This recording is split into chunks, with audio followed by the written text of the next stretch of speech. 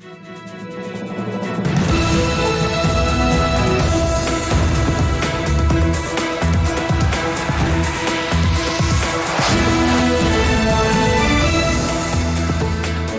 good evening. This is TV7 Israel News broadcast to you from Jerusalem. And in today's top stories, deadly terror plagued Jerusalem over the weekend, claiming 7 civilian lives and several additional casualties.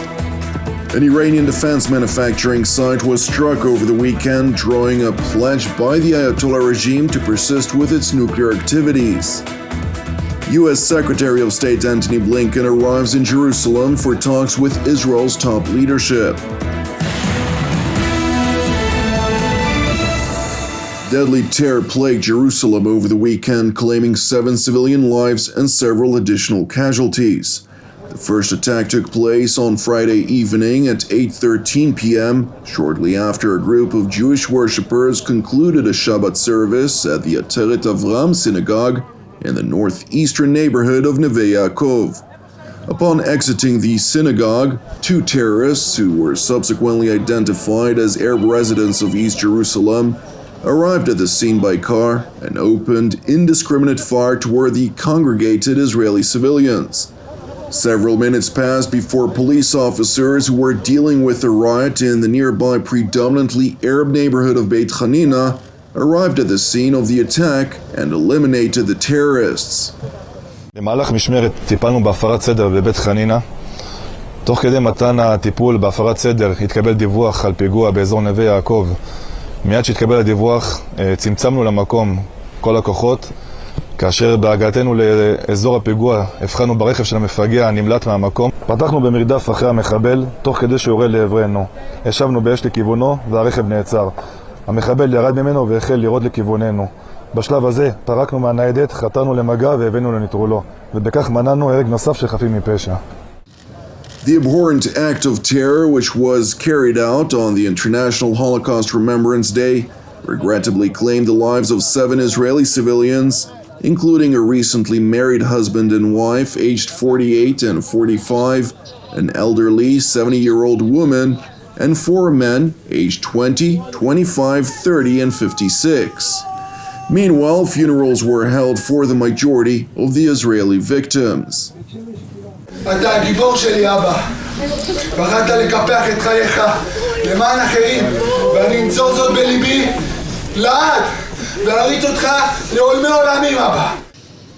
It is important to know that while the abhorrent act of terror was broadly condemned, with leaders from across the world calling their Israeli counterparts to relay their respective nations' condolences, thousands of Palestinians across the West Bank districts of Judea, Samaria, and the Jordan Valley, as well as the Gaza Strip, flooded the streets of cities, towns, and villages to celebrate the attack.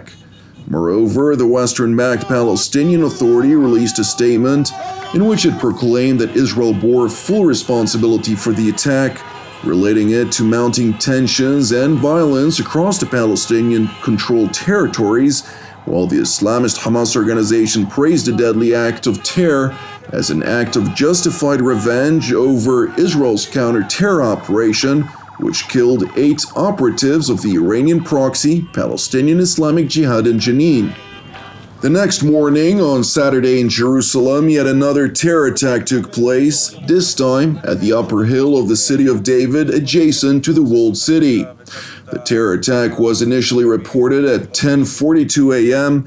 when a 13-year-old child opened fire toward a group of Jewish worshippers making their way to the western wall in the ancient city. From what we understand happened at the scene, it was an ambush terror attack on the hands of by a 13-year-old terrorist. He waited to ambush civilians that were here in the area. The ambush took place on 5 civilians as they were going through their prayers. We have 2 civilians in critical condition. It is a father and a son. The critically injured son of the second Israeli victim, an active-duty IDF soldier, reportedly managed to react to the shooting attack by opening fire toward a 13-year-old assailant, neutralizing him at the scene.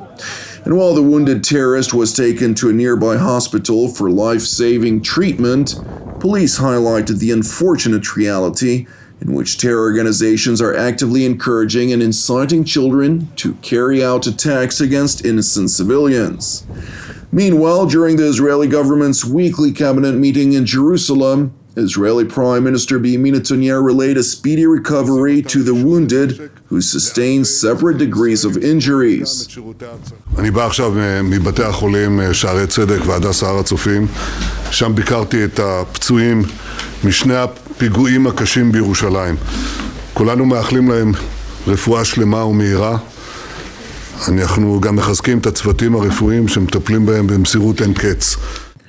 Netanyahu further announced a series of decisions which Jerusalem's security cabinet approved as part of Israel's war on terror.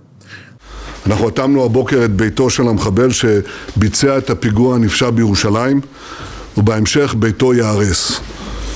החלטנו על שלילת זכויות בביטוח לאומי ממשפחות תומכות טרור, ובממשלה נדון היום על צעדים נוספים, ביניהם שלילת תעודות זהות ושלילת תושבות ממשפחות מחבלים תומכות טרור.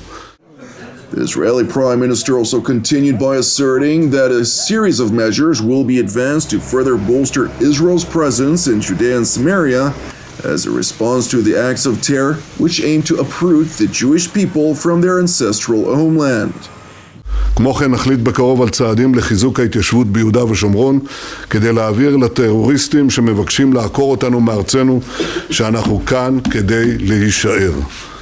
בנוסף הנחיתי את ראש המל"ל לבדוק צעדים נוספים שעלו בקבינט והם יוצגו לציבור בהמשך. איננו מחפשים הסלמה, אבל אנחנו ערוכים לקראת כל אפשרות.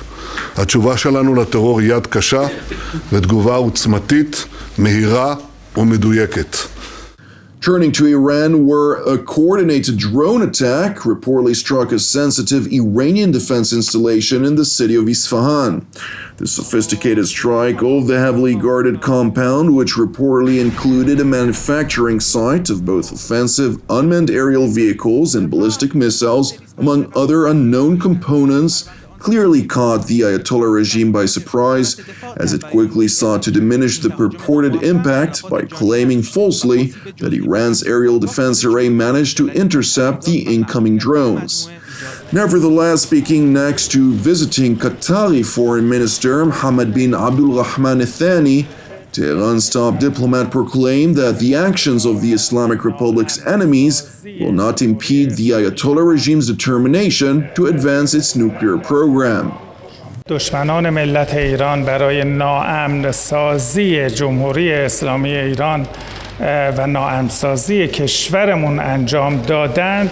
این اقدام بزدلانه امروز انجام شده. دستگاه امنیتی ما با اقتدار در راستای تأمین حداکثری امنیت ملی کشور عمل می‌کنند و چنین اقداماتی نمیتونه تأثیری در اراده و نیت متخصصین ما برای پیشرفت‌های هسته‌ای صلح‌آمیز بر جای بگذاره. While initial reports alluded to American responsibility, concerns over plausible Iranian retaliation evidently triggered U.S. officials and other people familiar with the operation to leak to the Wall Street Journal that Israel was behind this attack. Nevertheless, senior Israeli intelligence officials who spoke to TV7 have not confirmed nor denied Israel's alleged responsibility.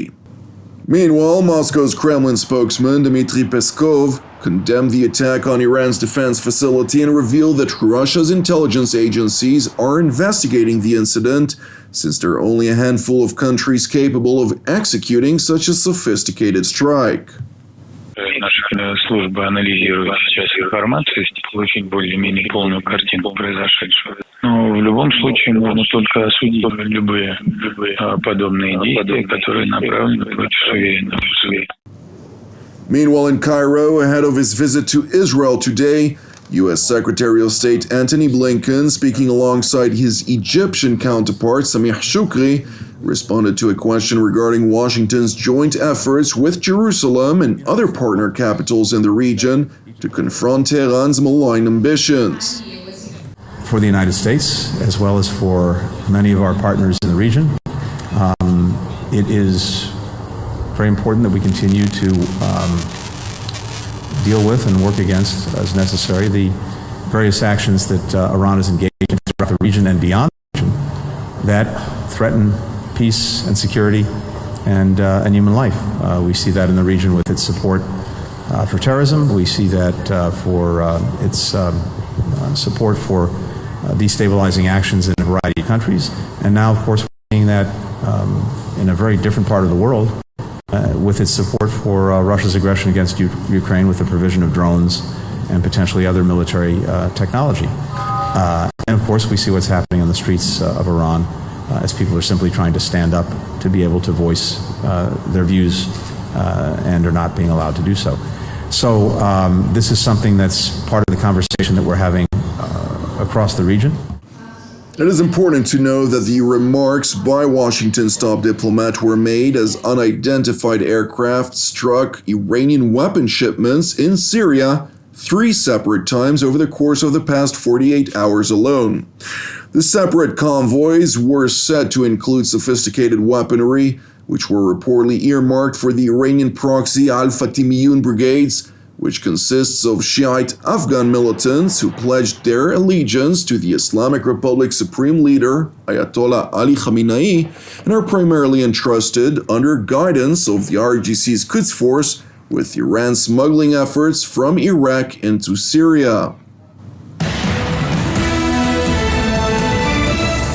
Thank you for watching TV7 Israel News. We would like to encourage you, pray for our persecuted brothers and sisters worldwide, as well as for the peace of Jerusalem and salvation of Israel. I'm Jonathan Hassan wishing you a Shavua Mevorach, and God willing, we'll see you again tomorrow at the same time.